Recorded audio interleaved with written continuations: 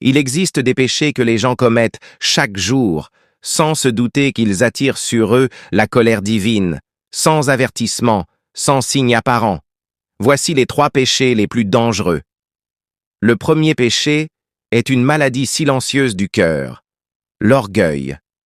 Ce n'est pas seulement se vanter, c'est ce sentiment subtil de supériorité qui vous habite.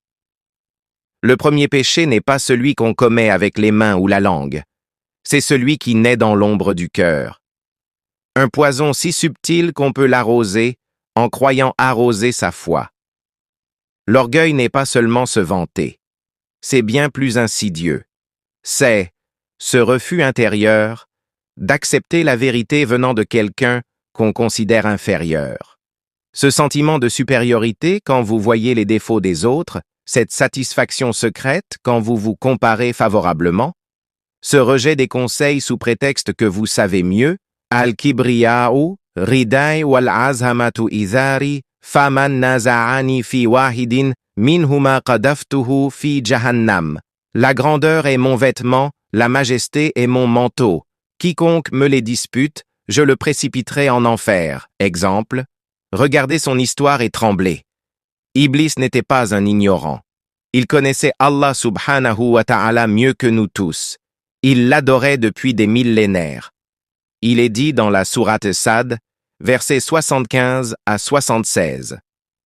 Allah subhanahu wa ta'ala dit, قال يا إبليس ما منعك أن تسجد لما خلقت بيدي أستكبرت أم كنت من العالين قال أنا خير منه خلقتني من نار وخلقته Ô Iblis, Satan, qui t'a empêché de te prosterner devant ce que j'ai créé de mes 2 mains, t'es-tu enflé d'orgueil ou te considères-tu parmi les hauts placés? Il, Iblis, répondit, je suis meilleur que lui. Tu m'as créé de feu, alors que tu l'as créé d'argile. Une seule phrase a suffi à révéler le cancer qui rongeait son cœur depuis toujours. Je suis meilleur que lui. Les formes de l'orgueil. L'orgueil du savoir. L'orgueil religieux est le plus dangereux. Croire que votre connaissance vous rend supérieur aux autres croyants. L'orgueil social. Préférer certains lieux de culte parce qu'on y trouve notre classe sociale. L'orgueil de l'adoration. Se sentir supérieur parce qu'on jeûne, prie ou donne l'aumône mieux que les autres. Les conséquences. Allah subhanahu wa ta'ala dit dans la sourate An-Nahl, verset 23, La jarama anna Allah ya'lamu ma yusirrun wa ma yu'linun, innahu la yuhibbul mustakbirin. Certainement, Allah subhanahu wa ta'ala sait ce qu'il cache et ce qu'il divulgue. En vérité, il n'aime pas les orgueilleux. Conséquence numéro 1 de l'orgueil, l'aveuglement du cœur. Allah subhanahu wa ta'ala scelle le cœur des orgueilleux. Ils peuvent lire le Coran sans en comprendre les sens, prier sans en ressentir la douceur. Conséquence numéro 2 de l'orgueil, la chute inévitable. Rappelez-vous le pharaon, Haman, Qarun. Tous ont été humiliés après s'être enflés d'orgueil. Le prophète Muhammad sallallahu alayhi wa sallam, que paix bénédiction d'Allah subhanahu wa ta'ala soit sur lui, a dit « N'entrera pas au paradis quiconque a dans son cœur un atome d'orgueil. » On raconte l'histoire de cet adorateur dont les prières montaient vers le ciel puis redescendaient rejetées. Un sage lui dit « Va demander à ce mendiant que tu méprises de prier pour toi. » Quand l'orgueilleux s'humilia, ses prières furent enfin acceptées. Allah subhanahu wa ta'ala dit, Sourate Luqman, verset 18. Ne détourne pas ton visage des gens par orgueil et ne marche pas sur terre avec arrogance. Il a dit aussi dans la Sourate Al-Isra, verset 37, Wala tamshi fil ardi maraha. Innaka lan takhriqa al-arda wa lan tablugha al-jibala tula. Et ne marche pas sur terre avec insolence et arrogance, car tu ne sauras jamais fendre la terre et tu ne pourras jamais atteindre la hauteur des montagnes. Comment guérir de l'orgueil ultime, péché? Solution N01. Reconnaître les bienfaits d'Allah subhanahu wa ta'ala. Tout ce que vous avez vient de lui. Solution N02. Fréquenter les humbles, apprendre d'eux la vraie piété. Solution N03. Se rappeler ses propres défauts, vous n'êtes pas parfait. Solution N04. Demandez souvent à Allah subhanahu wa ta'ala de purifier votre cœur. Chaque fois que vous méprisez un pauvre, que vous refusez un conseil, que vous vous croyez supérieur, souvenez-vous, vous dansez au son du maître des orgueilleux, et sa musique mène tout droit à l'abîme de l'enfer. L'orgueil est le péché qui a fait expulser Iblis du paradis. Chaque fois que vous méprisez un pauvre, que vous refusez la vérité par fierté, que vous vous croyez au-dessus des autres, vous marchez sur ses traces. Péché N02, l'abandon de la prière. Le deuxième péché est celui que beaucoup minimisent, négliger la salat. Allah subhanahu wa ta'ala dit dans la sourate Maryam, verset 59, « Après eux succédèrent des générations qui délaissèrent la prière et suivirent leur passion. Ils rencontreront l'égarement et sa punition. Le temps file et avec lui, les portes du ciel se ferment les unes après les autres. Le deuxième péché est une trahison silencieuse, un rendez-vous manqué avec le Créateur de l'univers. Négliger la salat, ce n'est pas seulement oublier de prier. C'est un crime contre l'âme. C'est remettre à plus tard l'appel de son Seigneur, c'est d'accorder plus d'importance aux créatures qu'au Créateur, c'est aussi de bâcler un entretien divin en quelques minutes pressées, et enfin, c'est de préférer le temporaire à l'éternel. Allah subhanahu wa ta'ala dit dans la sourate Maryam, verset 59, « فَخَلَفَ مِنْ بَعْدِهِمْ خَلْفٌ أَضَاعُوا الصَّلَاةَ وَاتَّبَعُوا الشَّهَوَاتِ فَسَوْفَ يَلْقَوْنَ غَيًّا » Après eux, succédèrent des générations qui délaissèrent la prière et suivirent leur passion. Ils rencontreront l'égarement et sa punition. Il leur succéda des générations qui délaissèrent la prière et suivirent leur passion. Ils rencontreront l'égarement. Regardez l'histoire. Les nations qui ont abandonné la prière ont connu la décadence morale et spirituelle, même dans leur succès matériel.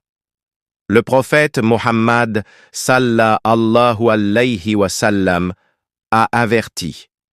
La première chose sur laquelle le serviteur sera jugé le jour de la résurrection est la prière.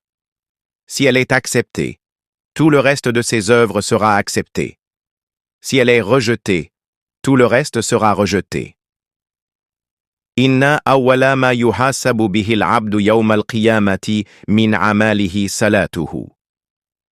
La première chose dont le serviteur devra rendre compte le jour de la résurrection est la prière. Imaginez ce moment terrible. Votre livre des œuvres s'ouvre et on découvre des pages vides aux heures où vous deviez être en conversation avec Allah subhanahu wa ta'ala.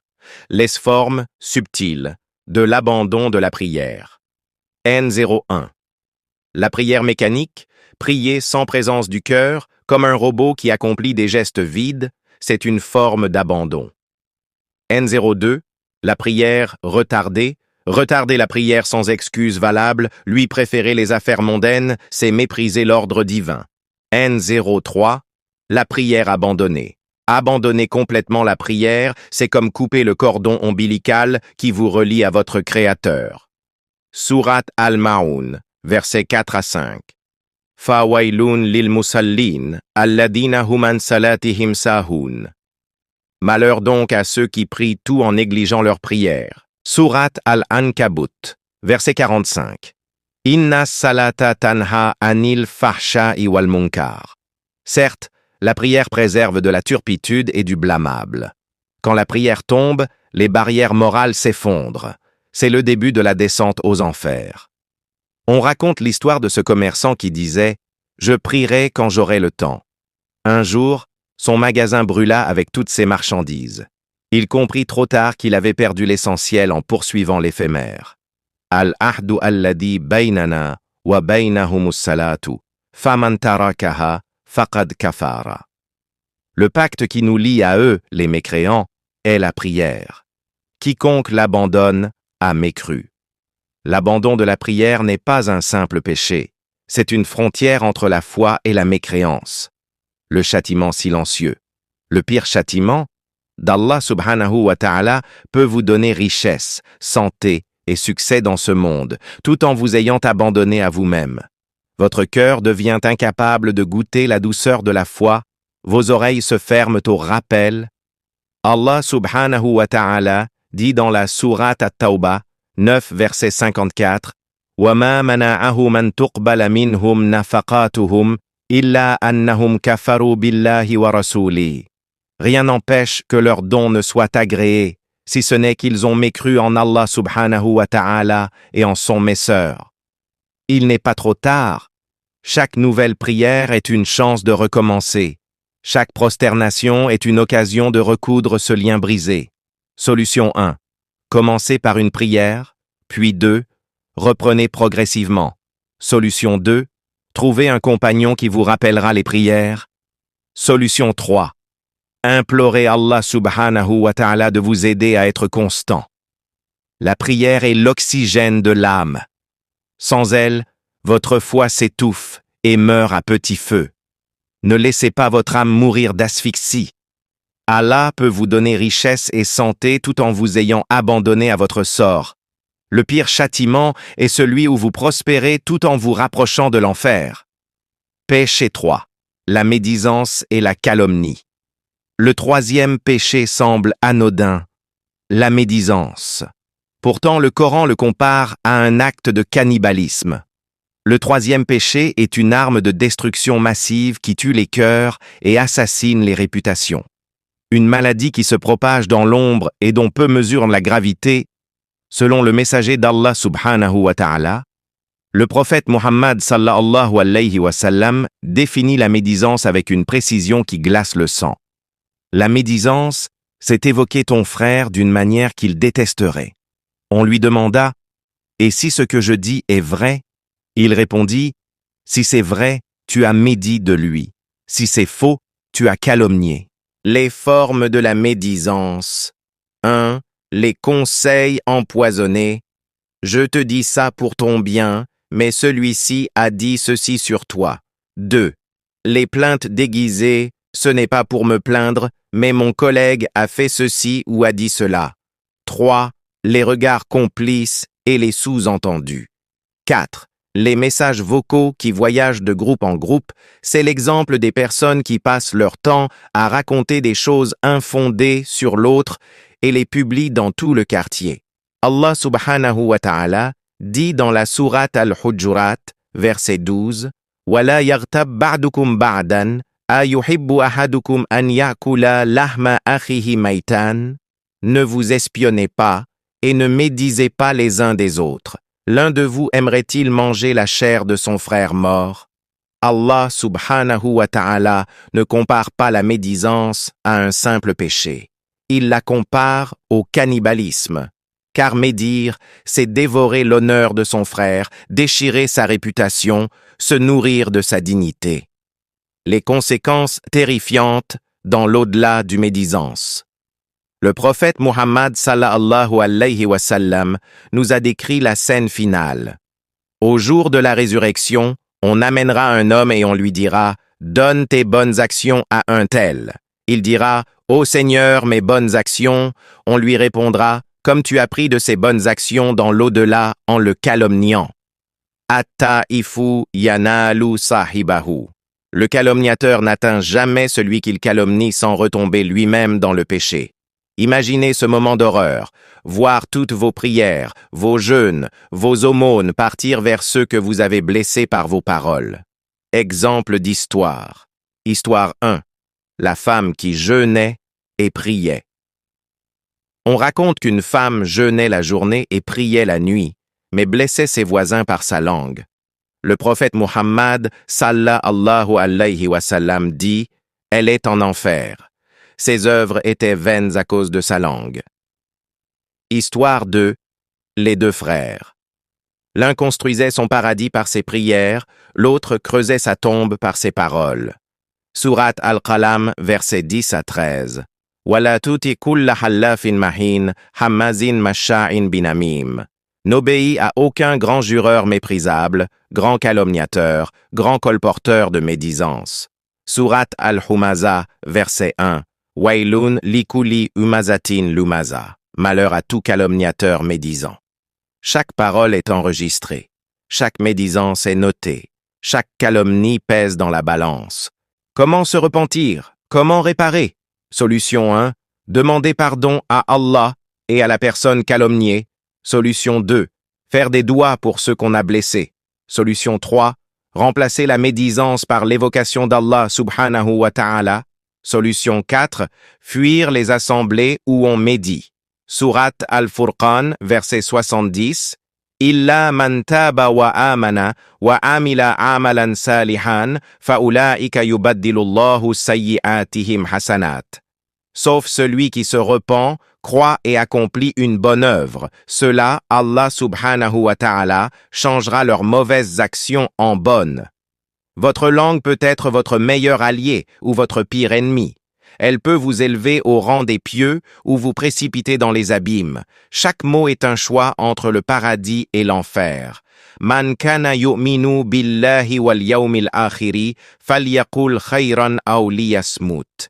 Que celui qui croit en Allah subhanahu wa ta'ala et au jour dernier dise du bien ou se taise. L'orgueil qui corrompt le cœur, l'abandon de la prière qui rompt le lien divin, la médisance qui dévore les bonnes actions, 3 pièges mortels, 3 chemins vers l'abîme.